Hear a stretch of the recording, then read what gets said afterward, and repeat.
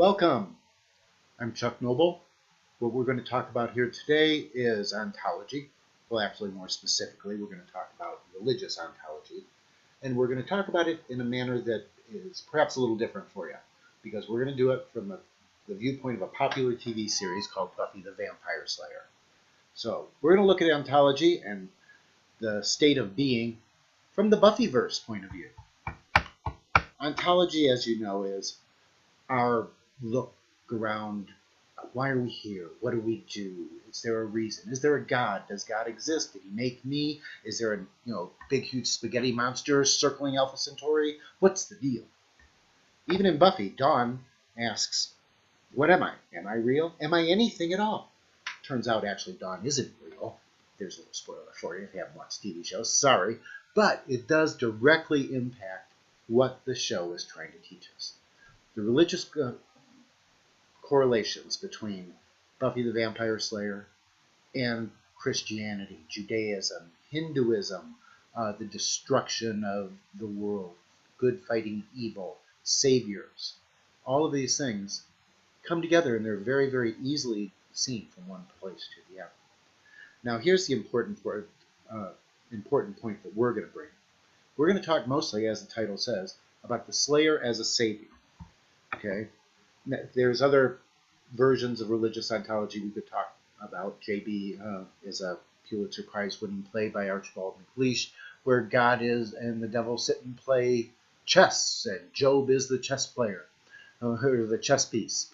And God smites him, and then the devil smites him, and then God smites him again. And the whole point of the whole play is whether or not Job will curse God for making his life so terrible.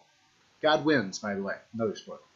Okay, but it comes directly from the book of the Bible, Job. Jean-Paul Sartre, an existentialist, okay, talks about ontology and evil and things in an entirely different way. His play, No Exit, tells us hell is other people, and it's very much true if you see the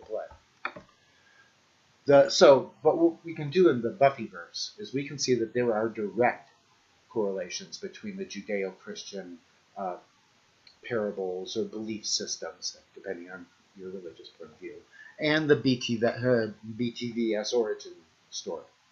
Let's take a look. God creates Adam, right, from the earth. So the reason? So he could have somebody to control the earth and thwart evil. Adam fails, so we have to create, so Jesus has to come along. Jesus has to die in order to save the world, but that's his job. Now, what does Buffy come from? Well, she's created from a long line of slayers who were created by a patriarchal group of men. Okay? Again, a man figure is doing this.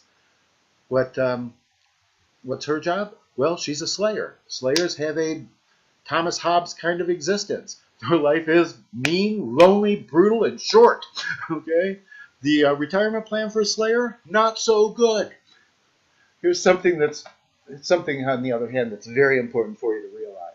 Okay, and here's how they are very, very similar. The Slayer and Jesus are both unique creatures. Okay, they have to be. I am the way, the truth, and the life. No one comes to the Father except by me, Jesus tells us in John 14:6.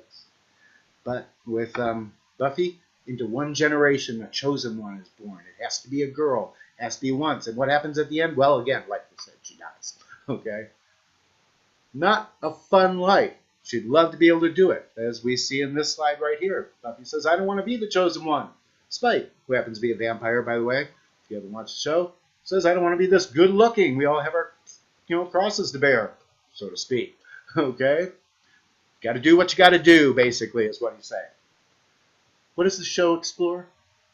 Some of the same things that are explored in the Bible. One of the most important ones is the root cause or a first cause of evil. In ontology and metaphysics, we often talk about first causes. Well, was man here first? Was God here first? Did God exist? Did something create God? We oftentimes skip over the part, did God create evil? Was evil here already?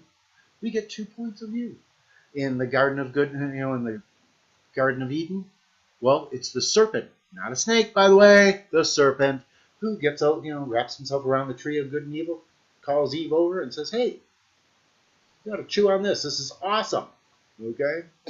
Eve says, "Oh, I shouldn't do that." He goes, "God only wants you to have, this apple because, well, then you'll be as smart as him, and he doesn't want that." Eve and Adam fall prey to evil. But did evil previously exist? Or did it become evil because they fell prey to the question? In Buffy the Vampire Slayer, evil is considered there from the beginning. It's called the first evil. Just like the God was there at the beginning, so was evil, and they balance each other out. There is no first cause. It's just always been there. We take a look at, the serpent shows that we are blind to truth. Buffy's thing shows that we're, evil, blind, truth seekers. The whole concept behind these things, the fight for good versus evil, the destiny that is involved in being a slayer or being Jesus, presents in itself its own ethical dilemmas. For example, Judas, who betrays Jesus. Did he have a choice? If he hadn't betrayed Jesus, Jesus wouldn't have died on the cross. The world would not have been saved. So did Judas get a bad rap? That's the question. What about Buffy? She doesn't want to be the Slayer. She wants to be a teenage girl. She doesn't get that opportunity. Is it unethical for her to walk away from her job? Can she do that? In the end, we see that both heroes, both saviors, will do their job. Jesus dies on the cross and saves the world. Buffy jumps into an abyss and seals a hell dimension from taking over the world. She saved the world a lot. The similarities, like I said, are striking. And we could go on and on about it. I appreciate your time, however. Again, I'm Chuck Noble. This is Intro to Philosophy. And Dallas, thank you very much.